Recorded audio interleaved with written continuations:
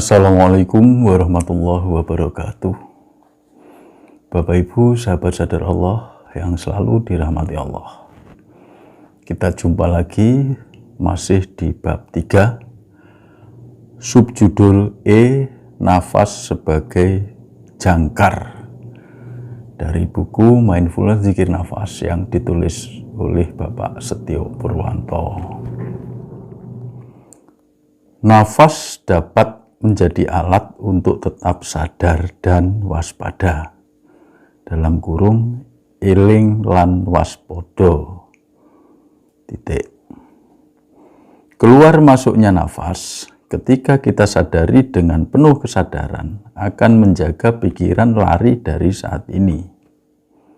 Terlebih lagi jika nafas ini kita isi dengan sebutan nama Allah, yaitu ketika nafas masuk menyebut Hu dan ketika keluar nafas menyebut Allah. Maka pikiran akan semakin terjaga dari berpikir yang melayang kemana-mana. Bahkan akan menjadi lebih fokus lagi jika kesadaran kita naik ke tingkat sadar Allah. Di level sadar Allah, kita menyadari bahwa Allah yang sedang menggerakkan nafas kita dan nama Allah kita sebut terus dalam setiap keluar dan masuknya nafas. Jadi betul-betul nafas ini sebagai jangkar ya. Dengan kita konsentrasi pada nafas, itu akan menjaga kita untuk berpikir kemana-mana, berpikir ke masa lalu, berpikir ke masa depan. Coba kita konsentrasi pada nafas.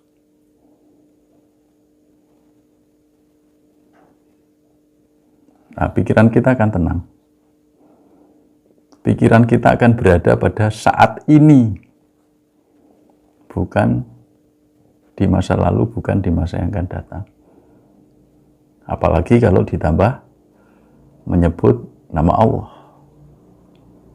Dicoba.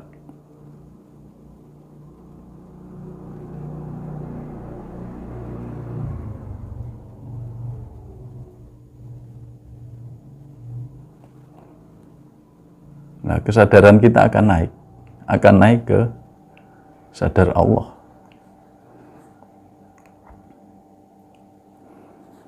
Jadi betul-betul nafas ini sebagai jangkar yang kuat. Cara menjadikan nafas sebagai jangkar juga sangat mudah, yaitu cukup dengan menyadari gerak nafas.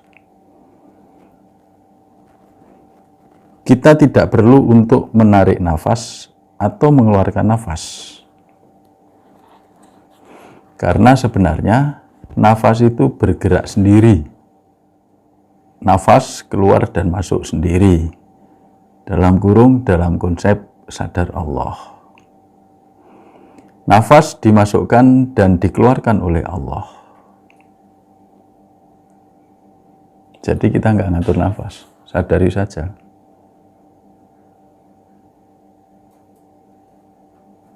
Nah, nanti nafas kan keluar masuk sendiri. Kita sadari keluar masuknya nafas ini yang menggerakkan Allah. Kita nggak usah menggerakkan, nafas bergerak sendiri, bergerak keluar, bergerak masuk, dan seterusnya.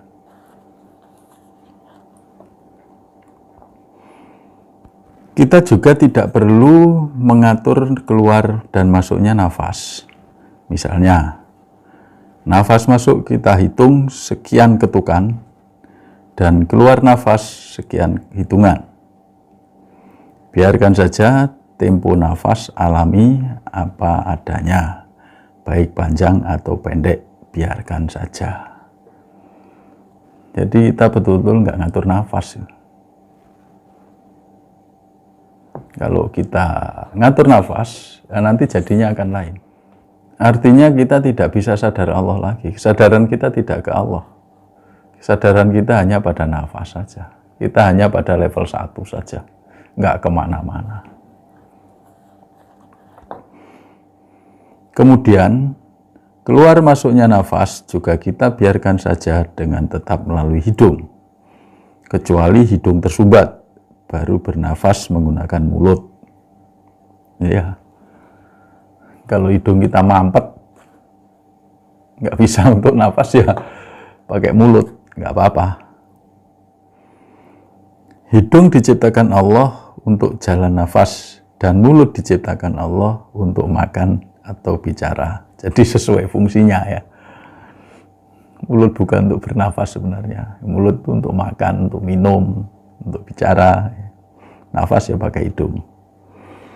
Kadang-kadang muncul juga pertanyaan apakah nafas dada atau nafas perut yang lebih baik. Berkaitan dengan hal ini, kita tidak perlu bingung. Kita sesuaikan saja dengan naluri tubuh yang ada saat bernafas. Jika memang terbiasa menggunakan nafas perut, lakukanlah dengan nafas perut. Jika kita sudah terbiasa dengan nafas dada, silahkan memakai nafas dada. Jadi, hal utama dalam menggunakan nafas sebagai jangkar adalah kita bernafas secara naluriah, bernafas bebas secara natural. Nafas ya biasa aja seperti kita nafas sehari-hari. Biasa pakai nafas dada ya pakai aja nafas dada. Biasa pakai nafas perut ya pakai aja nafas perut. Artinya kita tidak merubah-rubah, tidak ngatur-ngatur. Latihan fokus dengan menyadari nafas memang gampang-gampang susah. Ketika kita sudah mulai menyadari nafas dengan penuh waspada, akan terbuka hal-hal yang dapat menarik kita untuk tidak waspada lagi. Hal ini merupakan salah satu godaan untuk tetap sadar dan fokus. Jadi godaannya banyak. Nafas saja itu kadang kita maunya nafas panjang. Ya kalau memang kita tenang, rileks, kemudian nafas kita tahu-tahu panjang, ya udah ikuti aja. Nafas panjang. Kalau misalnya nafas kita walaupun tenang itu tetap pendek, itu tetap nafas pendek. Biasanya yang saya alami semakin rileks, semakin rileks, semakin rileks, semakin berserah. Nafas kita serahkan pada Allah. Itu semakin lama nafas semakin lembut, semakin panjang. Jadi semakin pelan. Masuknya pelan, lembut. Keluarnya juga pelan, panjang. Itu terjadi dengan sendirinya. Kita nggak ngatur mau nafas pendek atau nafas panjang. Dalam menyikapi godaan ini, yang tentunya kita tidak perlu tergoda, tidak perlu meladeni godaan. Kita tetap jaga kondisi agar tetap waspada dan sadar penuh bahwa saat ini sedang sadar Allah di dalam setiap nafas kita. Kadang-kadang muncul suatu sensasi yang membuat kita terhanyut meski kita masih sadar nafas. Bentuk sensasi itu semisal kita seolah-olah sedang berada di sebuah taman yang indah dan luas, atau sedang berada di langit yang biru dan indah, atau sensasi-sensasi lain yang tak bisa dipastikan. Ya, saya sendiri mengalami. Ketika berhenti sedikit nafas di kamar, tahu-tahu dalam hutan. Tahu-tahu berada di atas, itu mengalami. Ya kita muncul sensasi apapun ya, baik pindah, seolah-olah pindah alam apa, ya kita abaikan aja, kita terus lurus ke Allah. Jangan tergoda dengan suasana-suasana itu.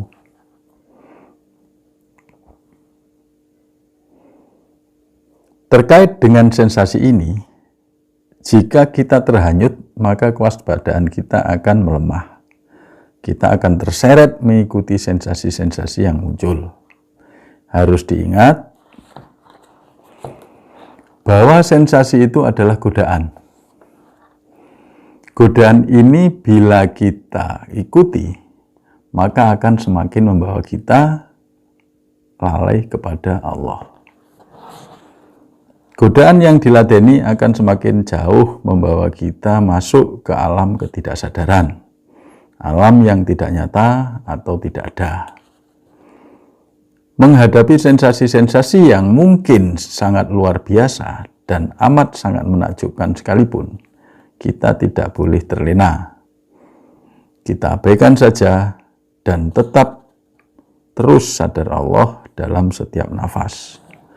Membiarkan sensasi itu bisa diibaratkan seperti kita sedang berjalan melewati taman-taman yang sangat indah. Kita terus saja berjalan dan terus berjalan dan tidak perlu mampir ke taman-taman tersebut.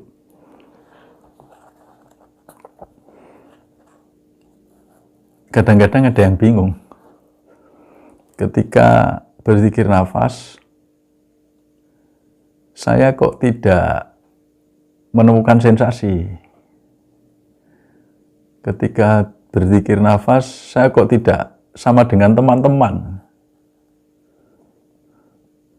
Saya kok tidak mendapat sensasi apa-apa. Nah, itu malah lebih baik. Karena pada dasarnya, sensasi itu adalah godaan-godaan yang tentunya diberikan oleh Allah, karena itu termasuk afal Allah. Apakah kita terus lurus Allah atau tergoda? Jadi, jika ada sensasi-sensasi, ya sudah, abaikan saja. Tujuan kita kan ke Allah. Tujuan kita kan silatun ke Allah. Bukan ke sensasi. Kadang memang membuat kita terlena. Ada sinar. Wah, nampak terang sekali. Padahal kita tutup mata. Tahu-tahu terang benderang. Kita jangan berhenti di situ. Terus lurus Allah. Terus sadar Allah. Ketemu sosok. Sosok itu membenarkan, seolah-olah berkata, kamu sudah benar, kamu sudah sampai. Maka berhentilah di sini, ayo ikut aku. Seolah-olah berkata itu. Jangan dituruti. Allah itu maha tak terhingga. Jadi, kita berjalan ke Allah itu sebenarnya nggak ada garis finish, nggak ada titik finish. Oh, ini sudah sampai, enggak. Walaupun kita sibgoh. Sibgoh itu bukan ada batas gitu loh. Sibgoh sendiri itu tanpa batas. Jadi kita terus saja ke Allah. Terus saja mencelupkan diri dalam kekuatan Allah. Terus saja berjalan lurus Allah. Batasnya kapan kita ber-DN? Batasnya kapan kita silatun ke Allah? Batasnya ya sampai kita mati. Ya, kita nggak ada di dunia ini. Itu batasnya.